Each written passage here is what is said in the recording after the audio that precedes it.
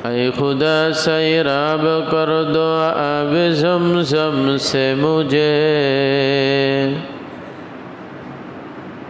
ऐ खुदा सैराब कर दो आब ज़मज़म से मुझे, हाथ उठाए दर पे तेरे जब बुलाते थे तुझे।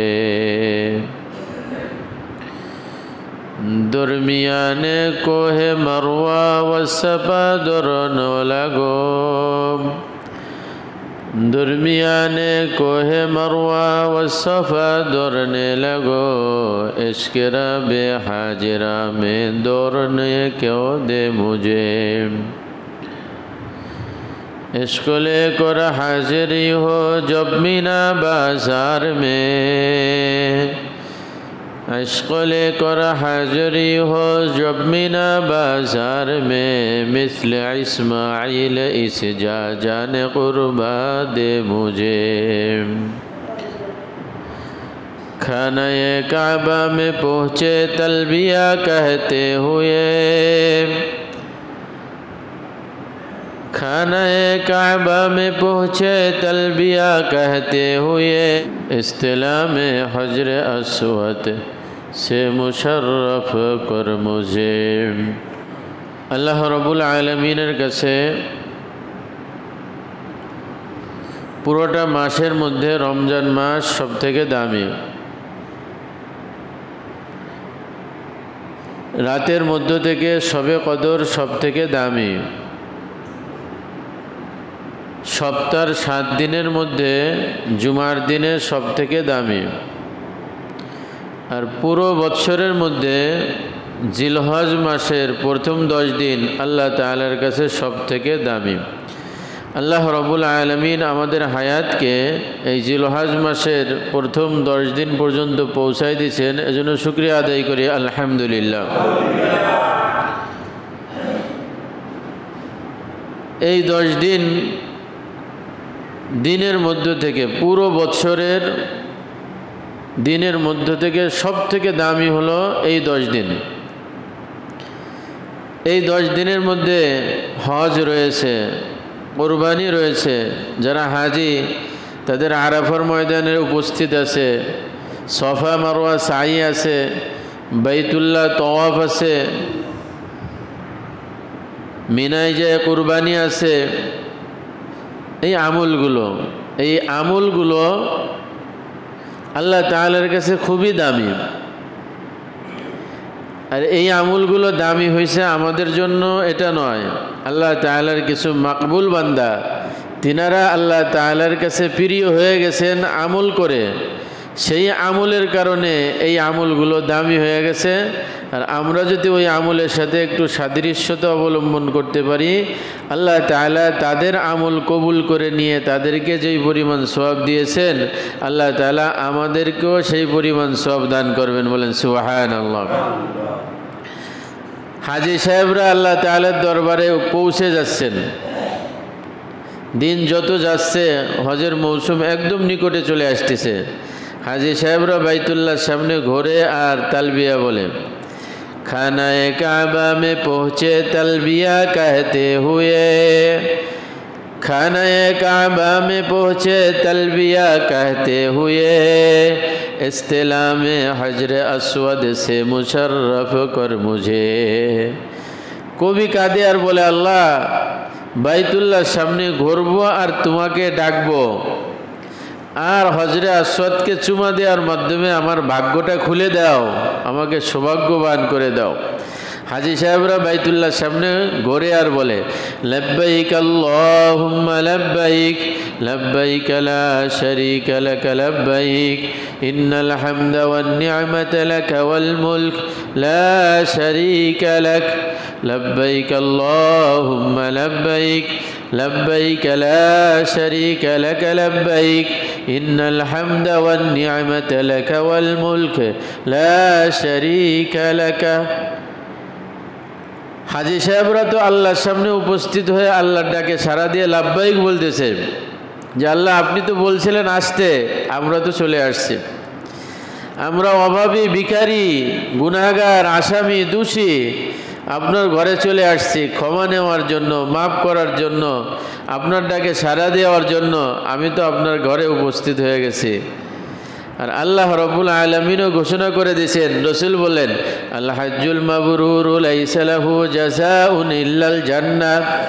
কোনো ব্যক্তির যদি মাকবুল হজ নসিব হয়ে যায়, আল্লাহ তাআলা তার গুনাহ তো মাফ করেন, তার জন্য জান্নাতের ফয়সালা করে দেন। বলেন সুবহানাল্লাহ। তাহলে হাজী সাহেবরা যেহেতু ওখানে দৌড়াদৌড়ি করতেছে, লাব্বাইক বলতেছে, আমাদেরও মাঝে মাঝে সুযোগ পাইলে এই তালবিয়াগুলো পাঠ করা। লাব্বাইক আল্লাহুম্মা লাব্বাইক, লাব্বাইক লা শারীকা লাক লাব্বাইক, ইন্নাল হামদা ওয়ান নি'মাতা লাকা ওয়াল মুলক লা শারীকা লাক। শেষ রাত্রে একা একা উঠছে, যাই নামাজ বিছায়া 2 রাকাত নামাজ পড়ি আর এই তালবিয়াগুলো পাঠ করতে থাকি। ফজরের সময় আগে আসছি, সুন্নাত হয়ে গেছে, ফ্রি সময় আছে, মনে মনে চিন্তা করি কত মানুষ আল্লাহর ঘরের সামনে এখন দৌড়াচ্ছে আর বলতেছে, লাব্বাইক আল্লাহুম্মা লাব্বাইক, লাব্বাইক লা শারীকা লাক লাব্বাইক, ইন্নাল হামদা ওয়ান নি'মাতা লাকা ওয়াল মুলক লা শারীকা লাক। সাদৃশ্যতা অবলম্বন করা। সাদৃশ্যতা অবলম্বন করলে মানুষ মাহরুম হয় না, সেও বঞ্চিত হয় না। সাদৃশ্যতা অবলম্বনের মাধ্যমেও আল্লাহ তাআলার কাছে মাকবুল হওয়া যায়। এজন্য তো আমাদের মুরব্বীরা এই সাদৃশ্যতা অবলম্বন করছে আর আল্লাহর কাছে কাঁদছে, তেরে মাহবুবি কি ইয়া রব শাবাহাত লেকে আয়া হো, तेरे महबूब की या रब शबाहत लेके आया हो, हकीकत तो उसकी कर दी मैं सूरत लेके आया हो। আল্লাহ, এই আমলের বাস্তবতা তো তোমার হাবিব করেছেন, তোমার বন্ধু করেছেন, আমার দ্বারা তো আর বাস্তবতা এটা সম্ভব নয়, কিন্তু আমি তো সূরাত ধরে আসছি, আকৃতি ধরে আসছি। আল্লাহ, আমার দ্বারা বাস্তবতা সম্ভব নয়, আমি শুধু রূপ ধরতে পারি, সাদৃশ্যতা অবলম্বন করতে পারি। হযরত মুসা আলাইহিস সালাতু ওয়াস সালামকে টিটকারি করার জন্য এক ব্যক্তি মুসা আলাইহিস সালাতু ওয়াস সালামের পোশাক পরে মুসা আলাইহিস সালাতু ওয়াস সালামকে ভেঙ্গাইতো, টিটকারি করতো, ঠাট্টা করতো। মুসা আলাইহিস সালাতু ওয়াস সালাম আল্লাহকে বলে, আল্লাহ এত বড় বিয়াদব, একটু ধরেন না। আল্লাহ বলে যে, মুসা ধরতে তো পারি, কিন্তু পোশাকটা যে তোমার পোশাক পরছে, তোমার যে আকৃতি, সেই আকৃতি যে ধরা রয়েছে, এজন্য তো আমার মায়া চলে আসে, আমার মায়া লাগে। ও চরম বিয়াদব, সেটা আমিও জানি, কিন্তু তোমার পোশাক যে পরছে, তোমার পোশাকের কোনো মানুষ দেখলে আমার কাছে মায়া লাগে। তো নবীরা তিনারা আমল করে গেছেন, আমরা সেভাবে পারবো না, কিন্তু আমরা সূরাত ধরতে পারি। এই সূরাতেরও আল্লাহ তাআলার কাছে অনেক দাম, অনেক দাম। আর আল্লাহ তাআলা এই সূরাতকেই উম্মতের জন্য আবশ্যক করে দিল। আমাদের জাতির পিতা হযরত ইব্রাহিম আলাইহিস সালাতু ওয়াস সালামের সন্তান হযরত ইসমাঈল আলাইহিস সালাতু ওয়াস সালামকে যখন বাইতুল্লাহ রেখে ইব্রাহিম আলাইহিস সালাতু ওয়াস সালাম চলে যান, আম্মা জান হাজেরা পিস পিস দৌড়ানা জিজ্ঞাসা করেন, কোথায় রেখে যাচ্ছেন? এই নির্জন মরুভূমিতে, পানি নাই, গাছ নাই, পালা নাই, কোনো মানুষ নাই, প্রাণী নাই, এখানে রেখে চলে যাচ্ছেন? ইব্রাহিম আলাইহিস সালাতু ওয়াস সালাম কোনো কথা বলেন না। আম্মাজান হাজেরা পিছনে পিছনে দৌড়ায় আর বলে, কিছু বলে যান, কিছু বলেন না। আম্মাজান হাজেরা চিন্তা করলেন, তাহলে কি আল্লাহর পক্ষ থেকে আদেশ হলো কিনা, জিজ্ঞাসা করলেন, আল্লাহর পক্ষ থেকে হুকুম আসছে? ইব্রাহিম আলাইহিস সালাতু ওয়াস সালাম ইশারা দিয়ে বুঝাইলেন, হ্যাঁ আল্লাহর পক্ষ থেকে হুকুম আসছে। আম্মাজান হাজেরা বলেন, তাহলে আর আপনার পিছে দৌড়ায় কোনো লাভ নাই, যিনি হুকুম দিছেন হেফাজত করবেন তিনি। আম্মাজান হাজেরা আলাইহিস সালাতু ওয়াস সালাম থেকে গেলেন মরুভূমিতে, বাইতুল্লাহর পাশে। তখন তো বাইতুল্লাহ নাই, মরুভূমি, চটিয়াল ময়দান, গাছ নাই, পাতা নাই, তরুলতা নাই, কোনো মানুষ নাই, প্রাণী নাই, পানির কোনো ব্যবস্থা নাই, কুয়া নাই, শুধু বালি আর বালি, বালি আর বালি। হযরত ইসমাঈল আলাইহিস সালাতু ওয়াস সালাম দিন যায়, সময় যায়, ক্ষুধা বেড়ে যায়, ক্ষুধার যন্ত্রণায় ছটফট ছটফট করেন, একদম মুমূর্ষু অবস্থায় চলে গেলেন, মৃত্যুর শয্যায় পৌঁছে গেলেন, গলাটা শুকায় গেলেন। আম্মা জান হাজেরা আলাইহিস সালাতু ওয়াস সালাম নিজের সন্তানের মৃত্যু সামনে কেমনে দেখবেন? মৃত্যুর সময় যদি সন্তানকে একটু মুখে পানি দিতে পারতেন, তাহলে নিজের জীবনটা ধন্য হয়ে যাইত। নিজের বুকেও কোনো দুধ নাই, একটু পানি দেওয়ার জন্য ইসমাইল আলাইহিসসালামকে পানি পান করানোর জন্য একবার সফা পাহাড়ে যাইতেন আর একবার মারওয়া পাহাড়ে যাইতেন। সফা পাহাড়ে যায় ইসমাইল আলাইহিসসালামের দিকে তাকাইতেন, দেখেন যে মারওয়া পাহাড়ে পানি দেখা যায়, মনে পানি পানি মনে হয়, ওখানে দৌড়াই যাইতেন। আবার এইভাবে 7 চক্কর এভাবে দেশে। এই যে হাজেরা আলাইহিসসালামের দৌড়াদৌড়ি ইসমাইল আলাইহিসসালামের জন্য, এই দৌড়াদৌড়ি আল্লাহ তাআলার কাছে এত কবুল হয়েছে, এত কবুল হয়েছে, হজের সময় হাজিদের জন্য ওয়াজিব করে দেয়া হয়েছে যে এখানে দৌড়াইতে থাকো। কেন দৌড়াবা? কোনো কেন নাই। আমার বাদী হাজেরা সে তার সন্তানের জন্য দৌড়াদৌড়ি করছে। কোন সন্তান? যেই সন্তানের ঔরসে আখের জামানার পয়গম্বর জনাবে মুহাম্মদুর রাসূলুল্লাহ সাল্লাল্লাহু আলাইহি ওয়াসাল্লাম রয়েছেন, সেই সন্তানকে পানি পান করানোর জন্য দৌড়াদৌড়ি করছে। এই আমলটা আমার কাছে অনেক মাকবুল হয়ে গেছে, এজন্য দৌড়াদৌড়ি করো। কোনো কাজ নাই, এই দৌড়াদৌড়ি করাটাই কাজ। এজন্য কবি বলেন, দরমিয়ানে কোহে মারওয়া ওয়া সফা দৌড়নে লাগো, দরমিয়ানে কোহে মারওয়া ওয়া সফা দৌড়নে লাগো, ইশকে রাবে হাজেরা মে দৌড়নে কো দো মুঝে।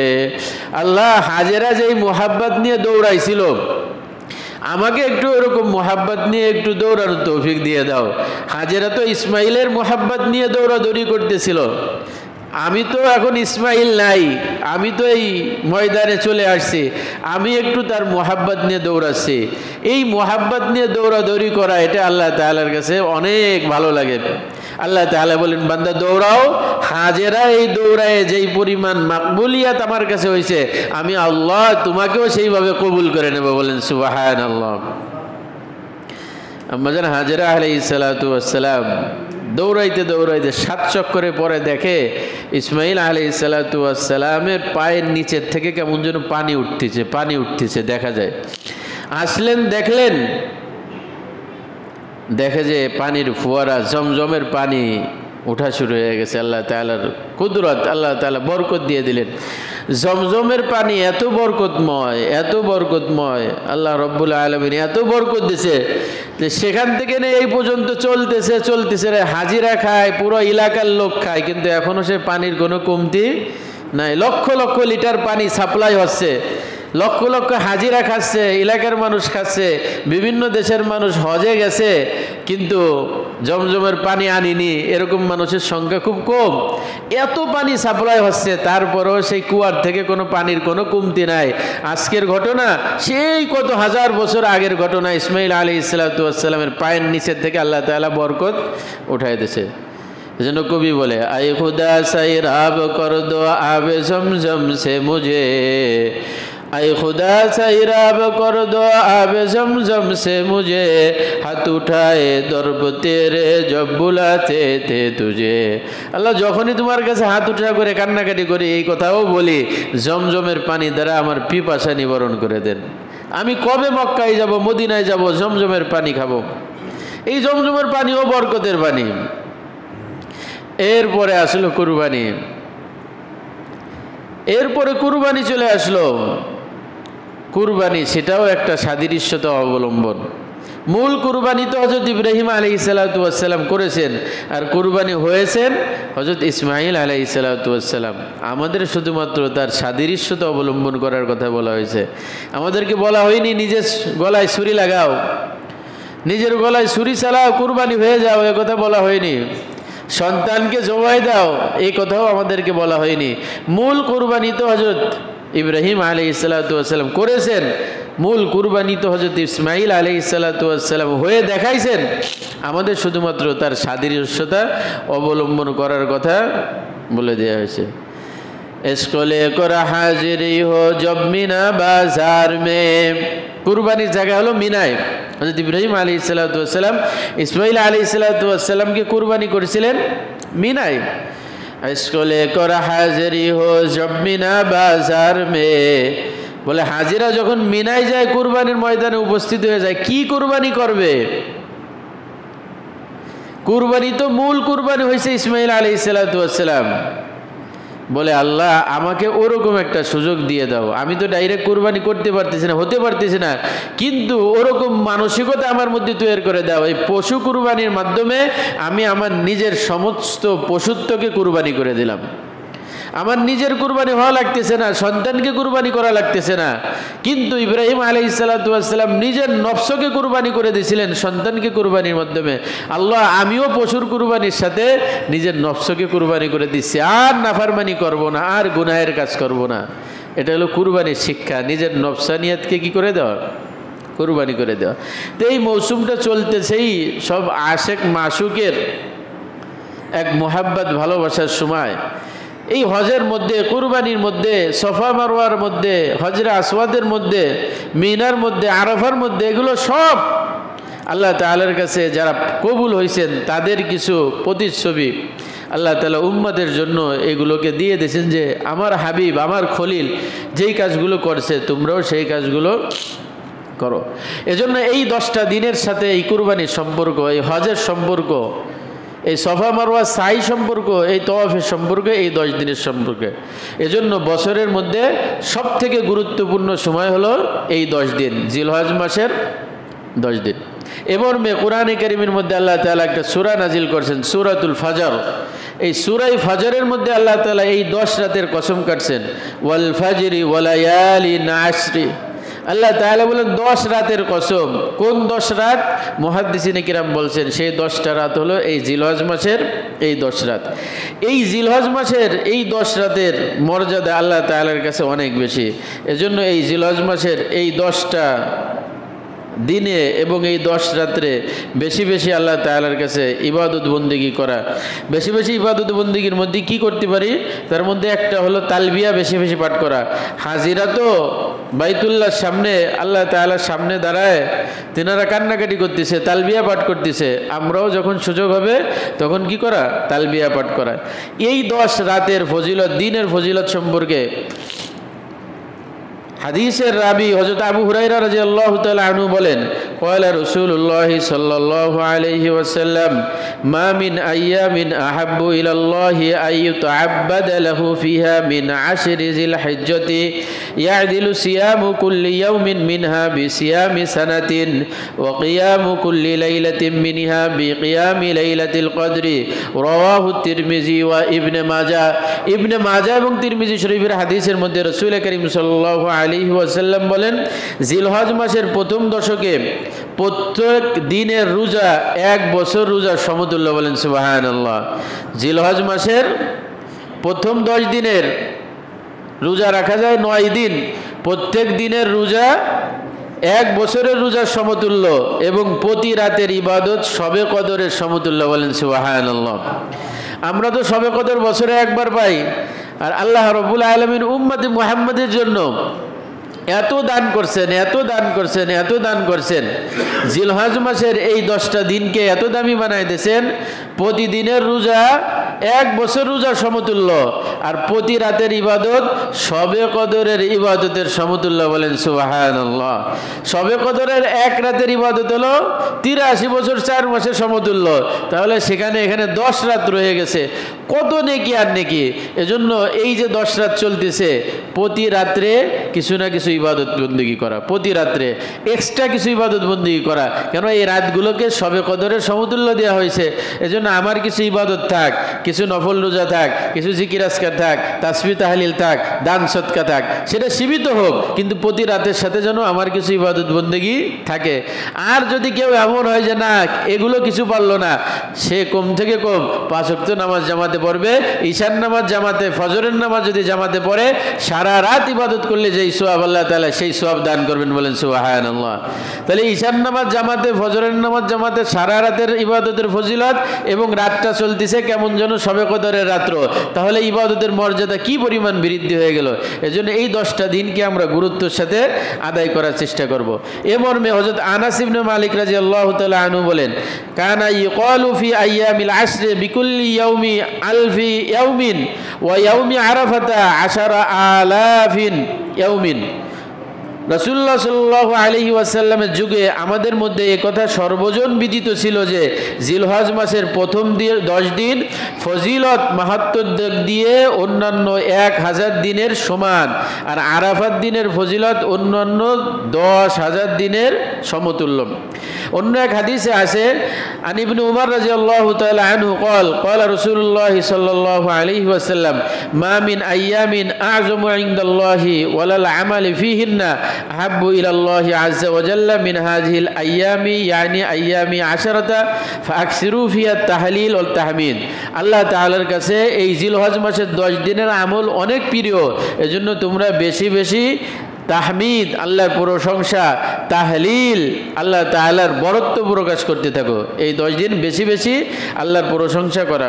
এমর্মে অন্য এক হাদিসের মধ্যে হযরত ইবনে আব্বাস রাদিয়াল্লাহু তাআলা আনহুমা বর্ণনা করেন, ক্বালা রাসূলুল্লাহ সাল্লাল্লাহু আলাইহি ওয়াসাল্লাম মা মিন আইয়ামিন আ'যামু ইনদাল্লাহ ওয়ালা আহাব্বু ইলাল্লাহিল আমালু ফীহিন্না মিন আইয়ামিল আশরি ফাআকসিরু ফীহিন্না মিনাত তাসবিহি ওয়াত তাহলিলি ওয়াত তাহমিদি ওয়াত তাকসীর।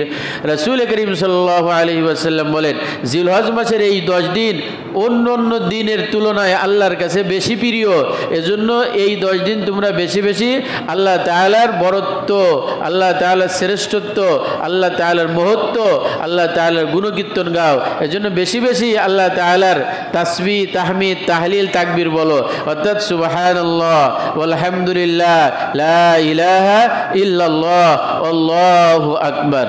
এই 10 দিন বেশি বেশি করে এই তাসবিহ তাহলিলগুলো কি পাঠ করতে থাকবো। যখনই সুযোগ হবে সুবহানাল্লাহি ওয়ালহামদুলিল্লাহি ওয়ালা ইলাহা ইল্লাল্লাহু আল্লাহু আকবার, সুবহানাল্লাহি ওয়ালহামদুলিল্লাহি ওয়ালা ইলাহা ইল্লাল্লাহু আল্লাহু আকবার। এই 10 দিনের মধ্যে এই ইবাদত বন্দেগীগুলো আমরা করার চেষ্টা করব। এরপরে এই 10 দিনের আরেকটা আমল হলো এই নখ, চুল, মোছ এগুলো এই 10 দিনের মধ্যে কি আর না কাটা। এ মর্মে হাদিস শরীফের মধ্যে আন উম্মে সালামা রাদিয়াল্লাহু তাআলা আনহা আন্না নবী সাল্লাল্লাহু আলাইহি ওয়াসাল্লাম قال হযরত উম্মে সালামা রাদিয়াল্লাহু তাআলা আনহা বলেন, রাসূল করিম সাল্লাল্লাহু আলাইহি ওয়াসাল্লাম বলেছেন, ইযা দাখালাতিল আশরু ওয়া আরাদা আহাদুকুম আই যুহিয়া ফালা ইয়ামুসসা মিন শা'রিহি ওয়া বাশারিহি শাইআ। রাসূল করিম সাল্লাল্লাহু আলাইহি ওয়াসাল্লাম বলেন, জিলহজ মাসে চাঁদ উঠে গেলে তোমাদের মধ্যে যে ব্যক্তি কুরবানি করবে তার জন্য উচিত হলো সে যেন তার মোষ, তার নখ এবং অন্যান্য পশম না কাটে। না কাটলে কি হবে? রাসূল করিম সাল্লাল্লাহু আলাইহি ওয়াসাল্লাম বলেন, কুরবানি করলে কুরবানির সওয়াব, আর এগুলো 10 দিন না কাটার কারণে আল্লাহ তাআলা আরেকটা অতিরিক্ত কুরবানির সওয়াব দান করবেন। বলেন সুবহানাল্লাহ। আমাদের মধ্যে তো কুরবানির গুরুত্ব আছে না, সাহাবা ইকরামের মধ্যে কুরবানির গুরুত্ব কি পরিমাণ ছিল। আন আব্দুল্লাহ ইবনে আমর ইবনে আল-আস রাদিয়াল্লাহু তাআলা আনহুমা আন্না রাসূলুল্লাহ সাল্লাল্লাহু আলাইহি ওয়াসাল্লাম قال لرجل أمرت بيوم الأضحى عيدا جعل الله عز وجل لهذه الأمة। রাসূল করিম সাল্লাল্লাহু আলাইহি ওয়াসাল্লাম বলেন, এই উম্মতের জন্য কুরবানির দিনকে আল্লাহ তাআলা ঈদ বানাই দিয়েছেন, এই দিনে কুরবানি করতে হয়।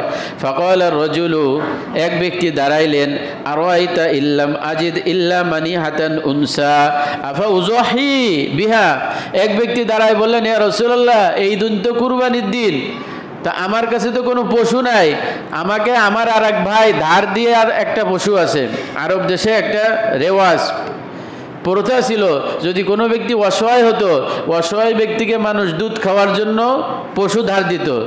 একটা উট ধার দিছে যে তুমি দুধ খাবা, একটা গরু ধার দিছে যে তুমি দুধ খাবা। এই ধার দিয়া অর্থ গরু দেওয়া না, সুযোগ দিছে কি দুধ খাওয়ার জন্য।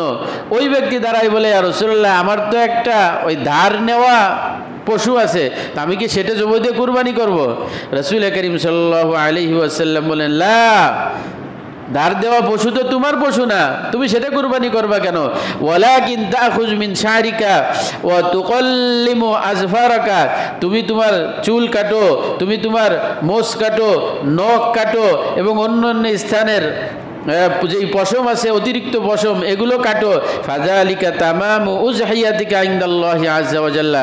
তোমার কুরবানির সামর্থ্য নাই, তুমি যদি এই 10 দিন এই আমল করতে পারো, আল্লাহ তাআলা পরিপূর্ণ একটা কুরবানির সওয়াব তোমার আমলনামায় দান করবেন। বলেন সুবহানাল্লাহ।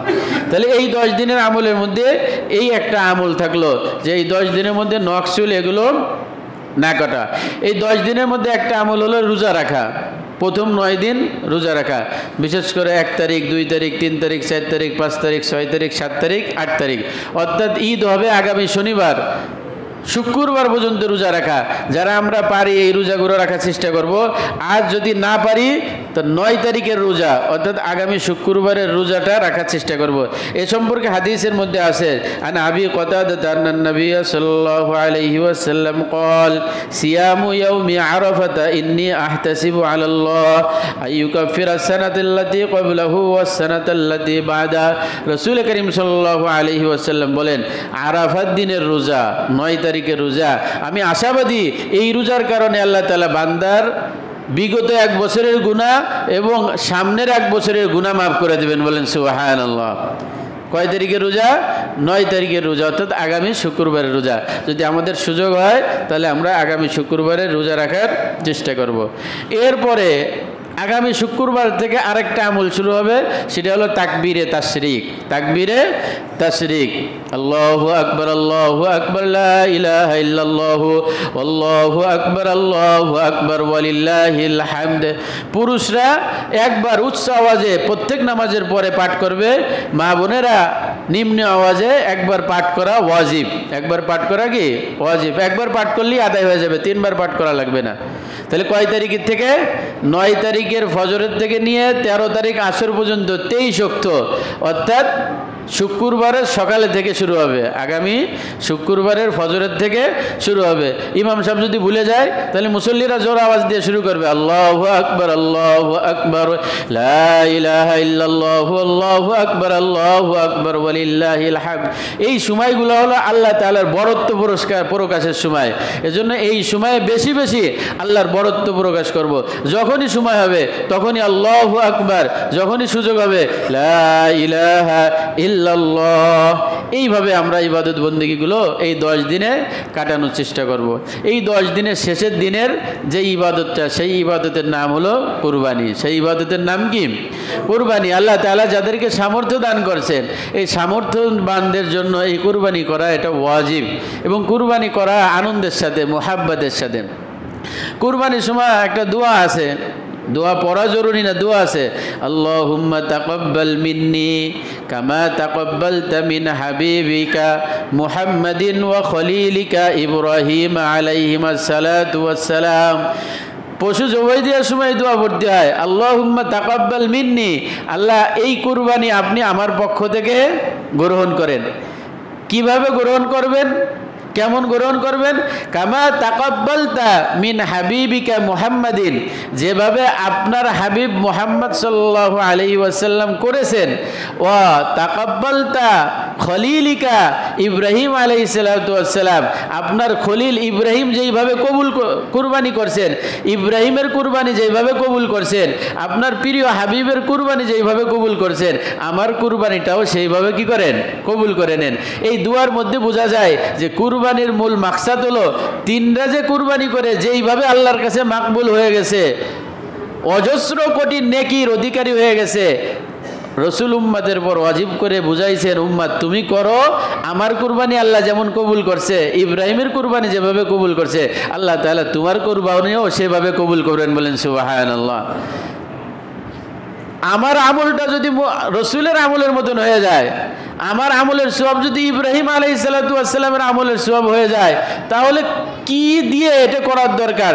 যদি কোটি টাকা খরচ করেও যদি হতো তাহলে তো করার দরকার ছিল। যেই উম্মাদের দিলের মধ্যে রসুলের মোহাব্বত, ইব্রাহিম আলাইহিস সালামের মোহাব্বত, সে তো টাকার দিকে তাকাইতো না। যারা আমার কুরবানিটা যেন ওরকম হয়ে যায়, আমার আমল নামায় যেন আমি এরকম সওয়াব পেয়ে যাই। এজন্য মোহাব্বতের সাথে, ভালোবাসা নিয়ে, আনন্দের সাথে কুরবানি করা। কুরবানির ক্ষেত্রে কুরবানি কবুল হওয়ার জন্য কয়েকটা শর্ত। কুরবানি তো আমরা অনেকেই করব, কিন্তু কুরবানি কবুল হওয়ার জন্য আবার কয়েকটা শর্ত আছে। আমাদের মুরব্বীরা বলেন যে কোনো আমল কবুল হওয়ার জন্য 3টা শর্ত। 1 নম্বর নিয়ত হক থাকা, নিয়ত কি থাকবে? হক, সঠিক থাকবে। 2 নম্বর তরিকা হক থাকা, পদ্ধতি সঠিক হতে হবে। 3 নম্বর শরিয়াতের মাসালা অনুযায়ী হতে হবে, নিজের মত মতো করলে হবে না। 1 নম্বর হলো কুরবানির ক্ষেত্রে 1 নম্বর কাজ হলো আমরা যারা কুরবানি করব নিয়তকে পরিশুদ্ধ করা, নিয়ত হক থাকতে হবে। কেন? সমস্ত কাজ নিয়তের উপর নির্ভরশীল। মর্মে রাসূল করিম সাল্লাল্লাহু আলাইহি ওয়াসাল্লাম বলেন ইন্নামাল আমালু বিন্নিয়াত, সমস্ত কাজ নিয়তের উপর নির্ভরশীল।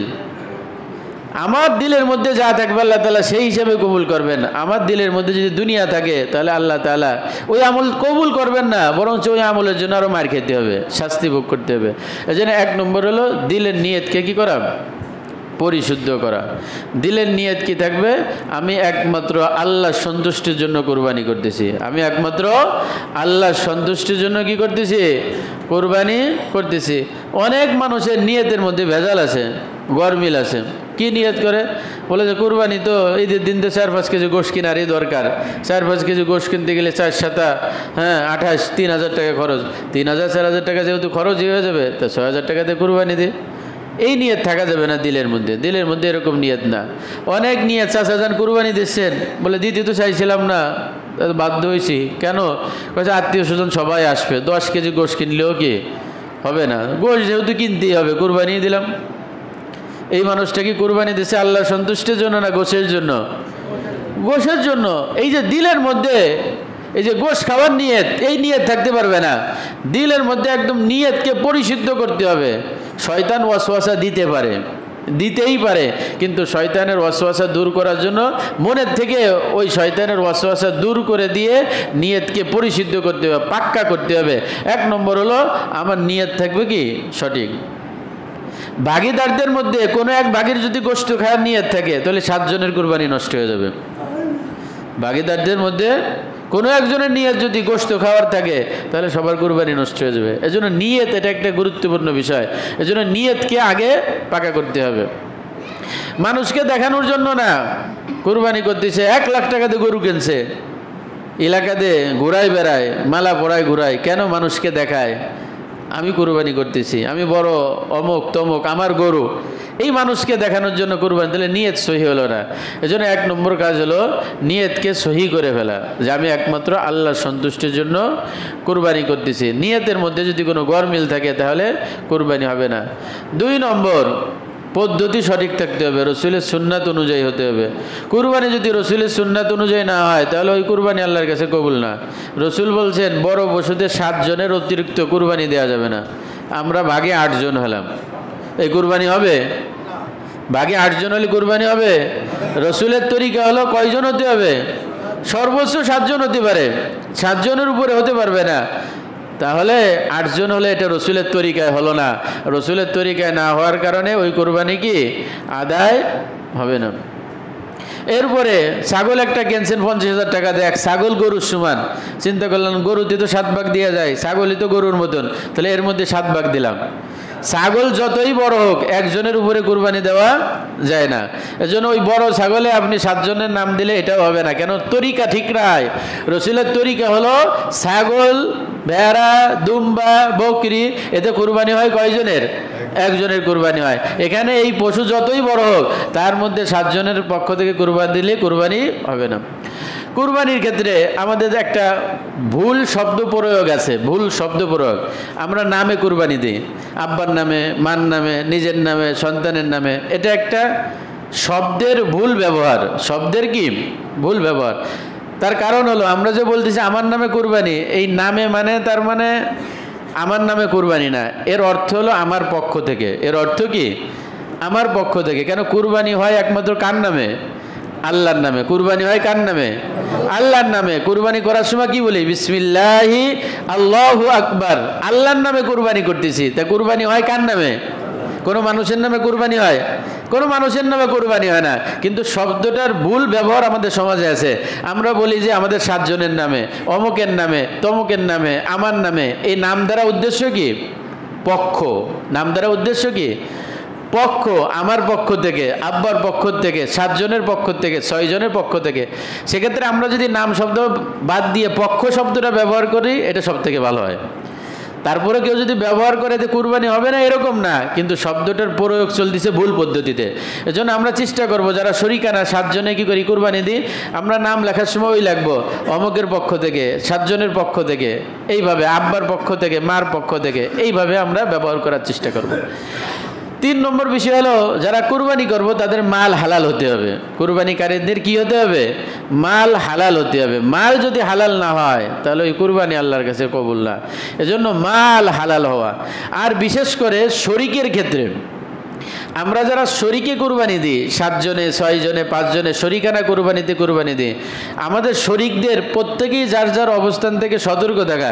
যদি নিজের সম্পত্তির মধ্যে সামান্যতম কোনো সন্দেহ থাকে, তাহলে আপনি কোনো শরিকের মধ্যে প্রবেশ করে কুরবানি দেওয়ার দরকার নাই। আপনি আপনার কুরবানি একা একা দেন। একটা ছাগল দিয়ে কুরবানি দেন, যদি হয় আপনারটা হবে, না হলে আপনারটা নষ্ট হবে। কিন্তু আপনার নিজের কাছেই আপনার টাকার মধ্যে সন্দেহ মনে হয়, তাহলে আপনার টাকার সন্দেহ টাকা নিয়ে আপনি 7 জনের ভাগের মধ্যে ঢুকে নিজেরটাও নষ্ট হলো, অন্যদের কুরবানির মধ্যেও কি হয়ে গেল? ভেজাল বেঁধে গেল। এজন্য শরিকের ক্ষেত্রে আমরা খুব গুরুত্ব রাখবো। শরিকানা কুরবানিতে আমরা যারা যাই, প্রত্যেকেই আমরা যার যার বিষয়টাকে গুরুত্ব দেব যে প্রত্যেকের হালাল টাকা দিয়ে কুরবানি করবে। যদি কারো টাকার মধ্যে তার সমস্যা মনে হয়, তাহলে সে একা একা ছাগল দিয়ে কী করবে? কুরবানি দেবে, কারোর মধ্যে যাওয়ার চেষ্টা করবে না। আবার শরিক খোঁজার ক্ষেত্রে এত অতিরিক্তও করব না যে আরেকজনকে যাচাই করতে যায় একদম সে যুদ্ধ বাধাই দিলাম যে হুজুর অমুক ভাগিদার, ওর টাকা কি হালাল আছে, ও টাকা কোন জায়গাতে আনলো, জিজ্ঞাসা করছিলেন সে টাকা কোথার থেকে দিয়েছিল। এত খোঁজখবর নিয়ে মানুষের মধ্যে গ্যাঞ্জাম বাঁধাবেন না, এটাও ঠিক না। যদি আপনার এত সন্দেহ মনে হয় যে শরিক ঢুকলে আপনার অনেক সমস্যা হয়, তা আপনি শরিকের মধ্যে ঢুকে নিন না, আপনিও একা একা কোরবানি দেন। কেন আরেক শরিকের মধ্যে যে 7 জন হয়ে গেছে, একজন এখন আরেকজন রে খুঁজতে খুঁজতে খুঁজতে সে গ্যাঞ্জামি বাঁধাই দিছে, মারামারি লেগে যাওয়ার কায়দা, সে কুরবানি বাদ দিয়ে হাতাহাতির কায়দা। এরকম পর্যায়েও কি না পৌঁছানো। যার দিলের মধ্যে এরকম সন্দেহ আসবে যে অমুকেরটা ঠিক আছে কিনা, তমুকেরটা ঠিক আছে কিনা, অন্যর ব্যাপারে যার এত অভিযোগ, তার জন্য একা একা কোরবানি দেওয়া কি ভালো। আর যে নিজের ব্যাপারেও সন্দিহান যে আমার টাকার ব্যাপারে সন্দেহ আছে, তার জন্য একা একা কোরবানি দেওয়া কি ভালো। বাকি যাদের টাকার মধ্যে কোনো সন্দেহান নাই, যে টাকাটা ফ্রেশ টাকা, হালাল টাকা, তারা একসাথে হয়ে কোরবানি দেবেন, এটাই সব থেকে ভালো পদ্ধতি। কিন্তু এই নিয়ে বড় ধরনের তর্ক বিতর্ক, ঝগড়াঝাটি, মারামারি করে, এটা কি না? ঠিক না। প্রত্যেকে যার যার থেকে অবস্থান থেকে হেফাজত করব। আমরা যারা পশু ক্রয় করতে যাব, ভালো পশু, সুস্থ পশু, সুঠাম দেহের অধিকারী ভালো পশুগুলো কেনার চেষ্টা করব। কুরবানির ক্ষেত্রে ভালো পশু দিয়ে কুরবানি করা এটা একটা উত্তম, এটা সওয়াবের কাজ। আমরা ভালো ভালো পশু কেনার চেষ্টা করব। যারা অল্প টাকায় কুরবানি দেব, তারাও ওই নর্মালের মধ্যে ভালোটা দেওয়ার চেষ্টা করব। কারণ তারা তো এখন হাই কোয়ালিটি খুঁজলে হবে না, নর্মালের মধ্যে যেটা ভালো হয় এরকম পশু দিয়ে কুরবানি করার চেষ্টা করব।